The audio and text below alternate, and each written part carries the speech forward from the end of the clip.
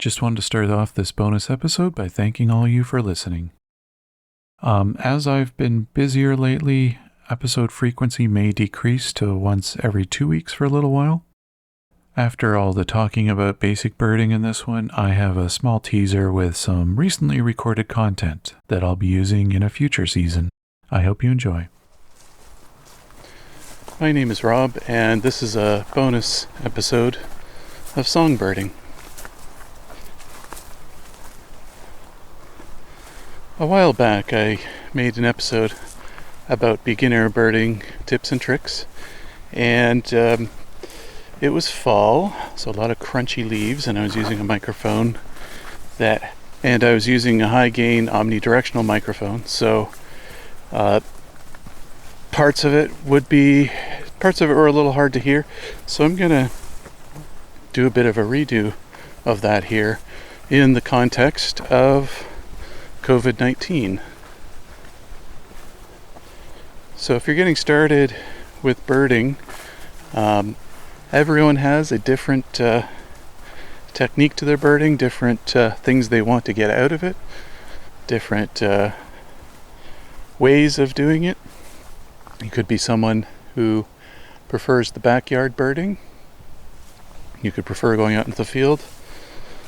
You could be into chasing or twitching, which would be when you're looking specifically for rarities and following up on those. You could be into kind of competitive birding, trying to get as many species in a particular location in a certain amount of time. Or you could be into just finding breeding bird territories, photography, audio recording, video recording, documentation in general.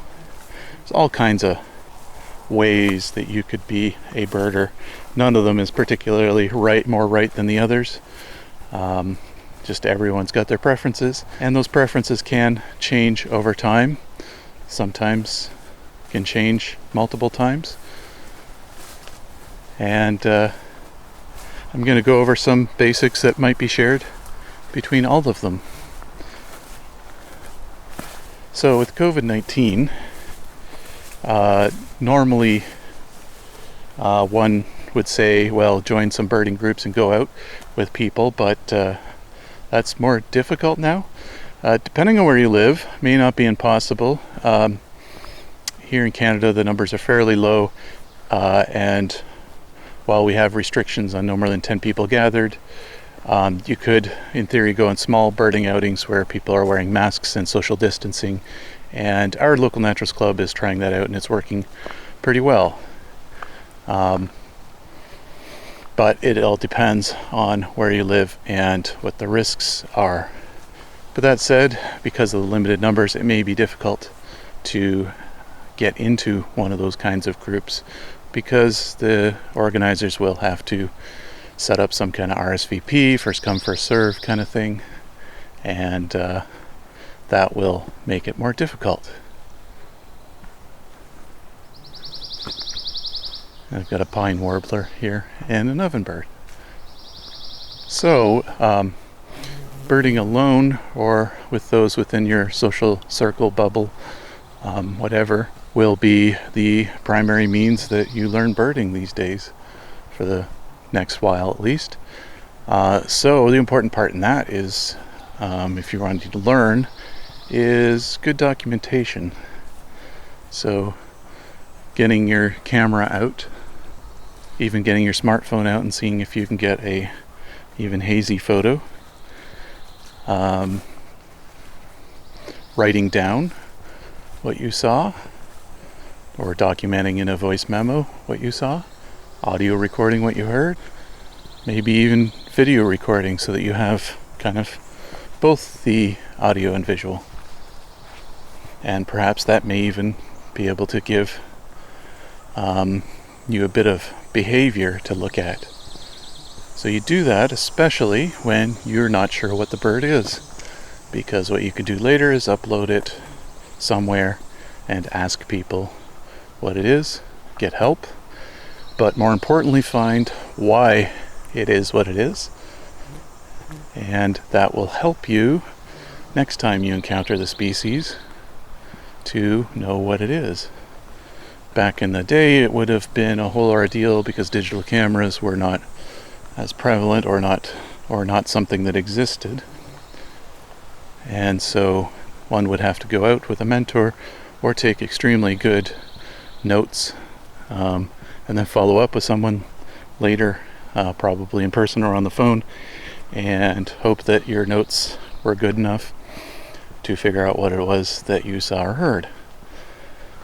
Much easier today, and you can learn bird identification much more rapidly today because of these things. There's also iNaturalist.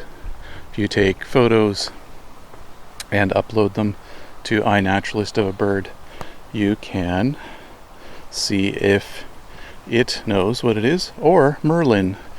There's an app you can download called Merlin ID from the Cornell lab, I believe.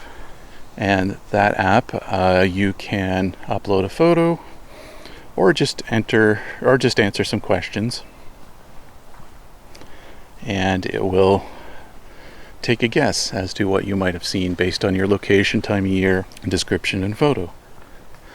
When it comes to documenting, you can get what's called a zoom camera, usually fairly low in cost, at least compared to DSLRs. DSLR cameras are far more expensive, and in order to get close-up shots of birds, we're talking about probably spending thousands when it comes to lenses to attach to get a good reach. If you're able to sneak up on birds pretty well, then maybe a shorter lens will suit you, but you're still probably talking in the hundreds, high hundreds at minimum for that.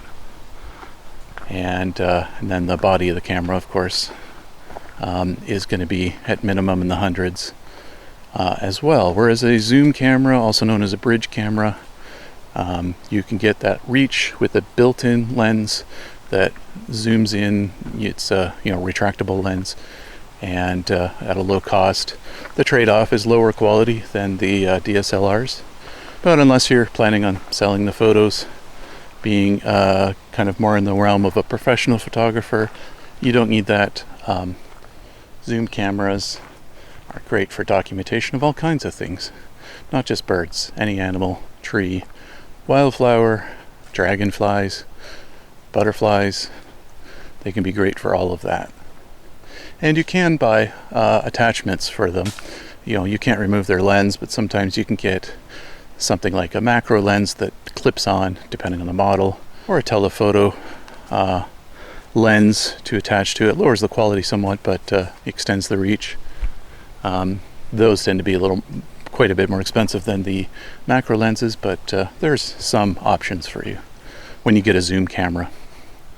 I'm currently carrying a Panasonic Lumix FZ80. That FZ80 has what's called a 60 times zoom.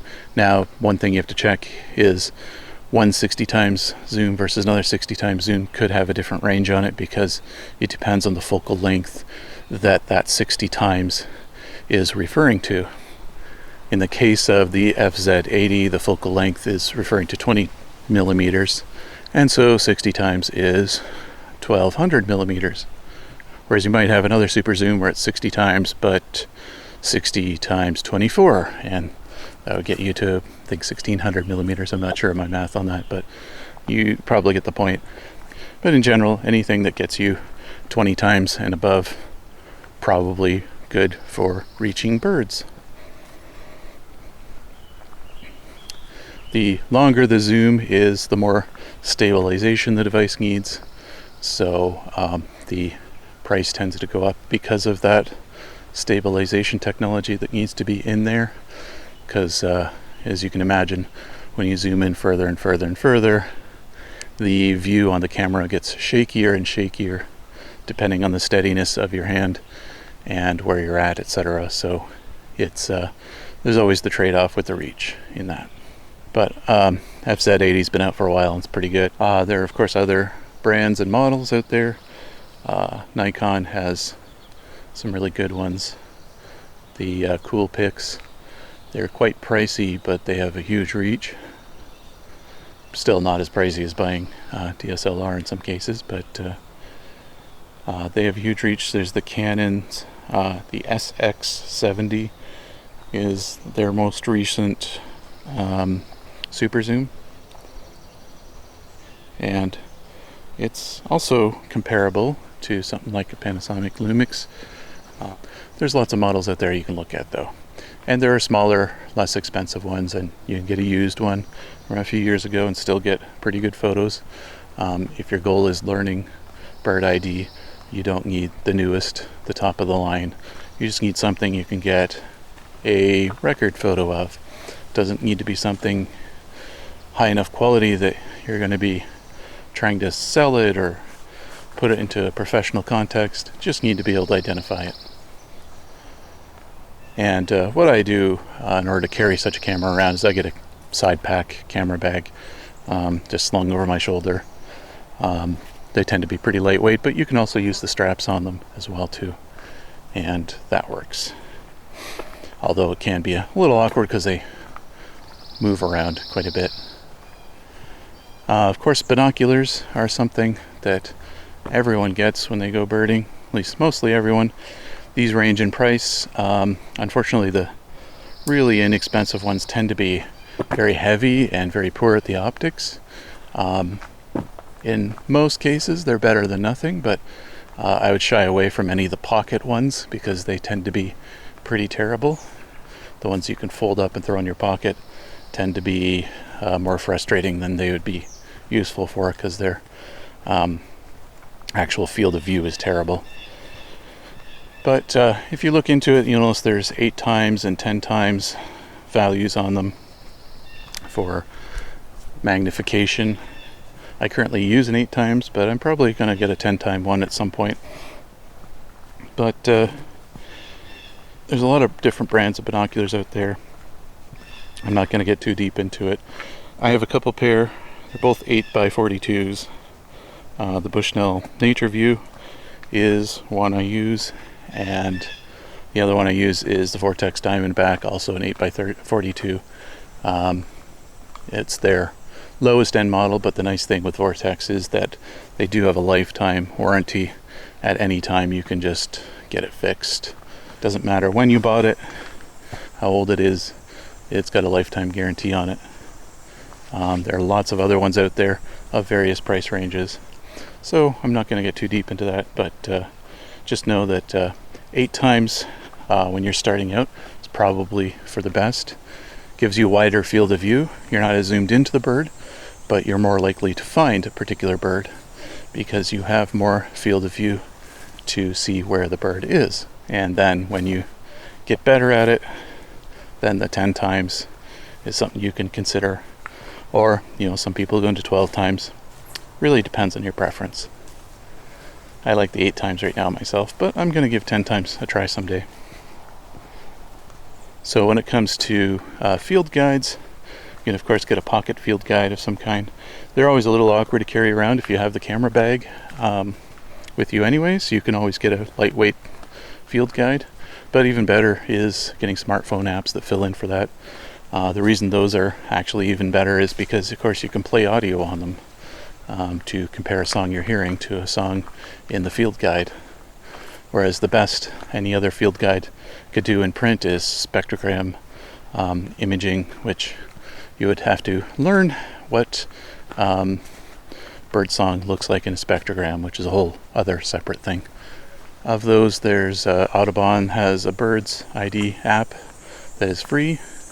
I've been using for a few years one called iBird, which is not free, but I think about $20. It has various tiers of pricing depending on what you want to get. I think there's regional versions that are cheaper. So if you want one that's specific to your region of North America or world, they have one. And again, those have audio in them. iBird in particular, part of the reason I like it is it doesn't need an online connection. It just has everything downloaded in advance. But these days Merlin also has that as well, where there's download packs you can click on to get access to the songs and so on without needing an internet connection. So Merlin's a more modern option. So if you're just starting out, low budget, give Merlin a try first, see how you feel. Maybe when you want to spend a little bit more, take a look at iBird. There's probably some other ones out there. I haven't actually done much research recently, so feel free to look around. So when it comes to audio recording, you can get yourself on your smartphone recording apps. There should be a built-in voice memo app or some equivalent of that. Now, usually those don't come with gain controls, so I don't have any particular recommendations, but you could do some quick research to see if you can find a audio recording app that has gain controls, because that would allow you to basically turn up the gain on the microphone to get an even clearer recording. Of course, when you do that, it means that you will need to be yourself quieter and make sure there isn't much interference around. It's not going to be able to magically pick out the bird song specifically when you do that. It's just going to raise the sound of everything. As far as I know, none of the phones come with microphones that are unidirectional, so they're all going to be omnidirectional, so you're going to pick up everything around. So pointing the phone in a particular direction isn't going to help too much. You can get external microphones. In my first 2 seasons of Songbirding, I was using the Edutage omnidirectional EIM001. So there's an EIM model, an ETM model, one for iPhone, one for Android. You can use one of those. Again, that's omnidirectional, but it boosts the gain by 10 dB, which is a significant boost. Also adds to the clarity quite a bit, just better than the built-in mics are generally. But you might need an adapter for your phone depending on whether you have a headphone plug or not. And again, it just boosts everything around you, so you'll have to be careful about what is making noise around you. If you want to get into directional microphones, you probably want an external recorder. I have this Zoom H1N I'm using right now. It's an excellent microphone. I believe it costs, I know I got it on the cheap because it was on sale, but I think in the $100 to $150 range US.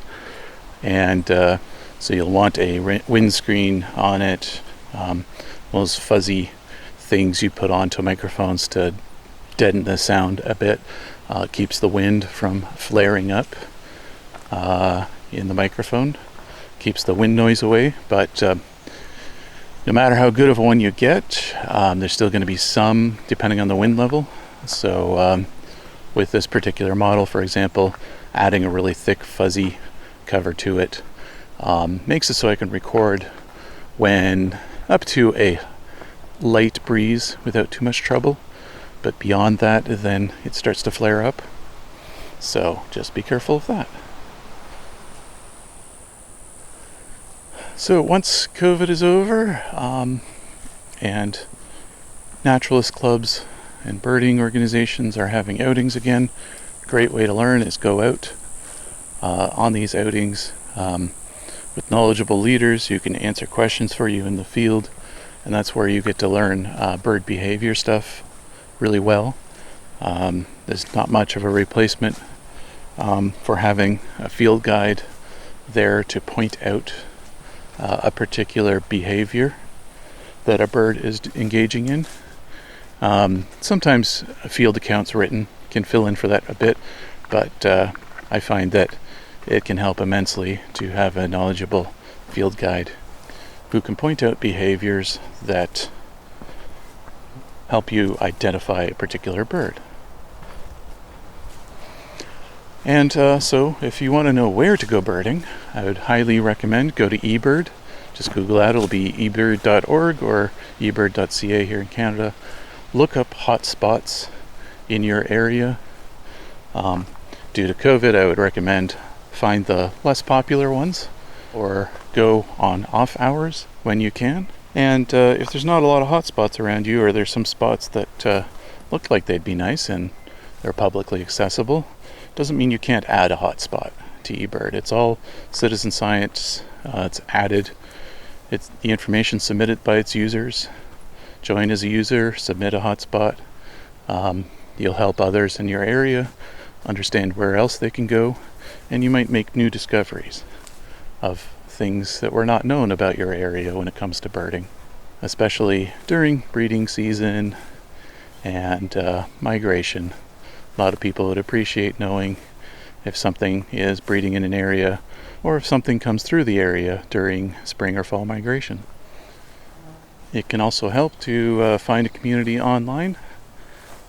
Check with your local Naturals Club or Audubon Society for recommendations.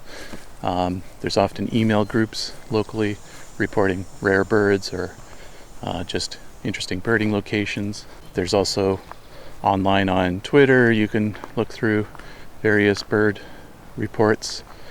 You might have a local birder or two that you can follow, or you might have a local Facebook group.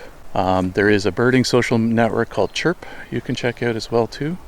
Not as many people on it yet. It's more of a international crowd right now, but it'd be nice to see that grow a bit more. It's looks a lot like Facebook, but very specifically for birders, and that can help you find people to help you with identification if the apps and other methods don't work. And thank you everyone for listening.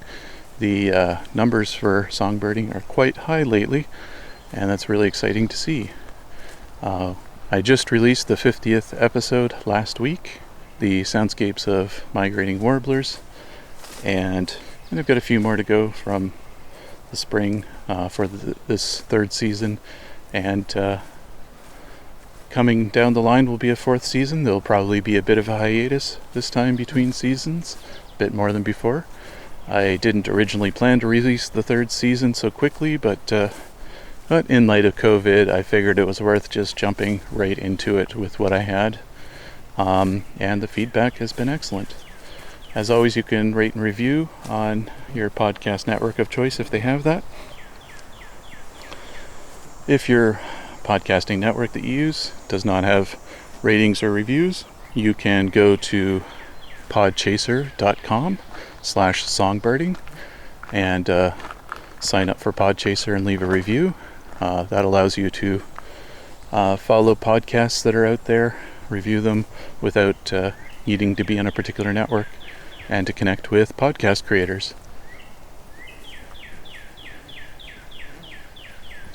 As I finish up the third season, there may not be an episode necessarily every week, as I'm working a little slower on the podcast editing in the summer, still doing recordings for future seasons, but if you see any weeks I skip, that's why.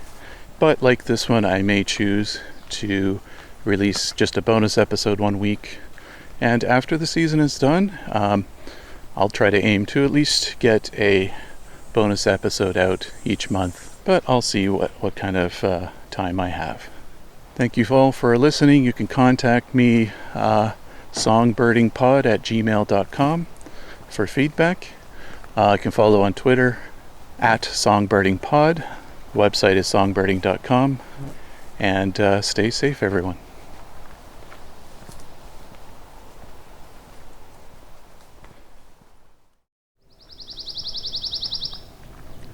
Got a pine warbler right above me now.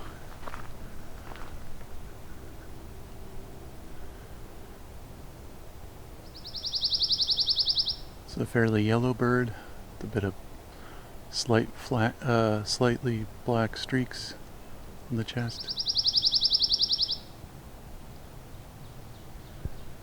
I think I heard redbreast nuthatch too. It's a bit quiet right now, but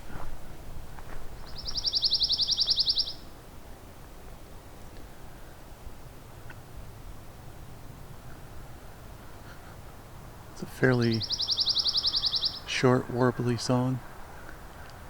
Usually fades in and out a bit more, but and this is, I guess, fading in and out a bit.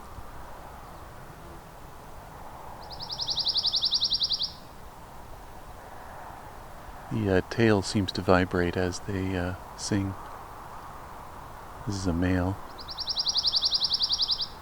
There's a lot of energy going into this song.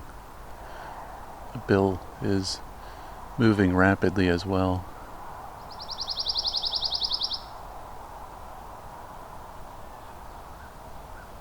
Also an ovenbird behind me too.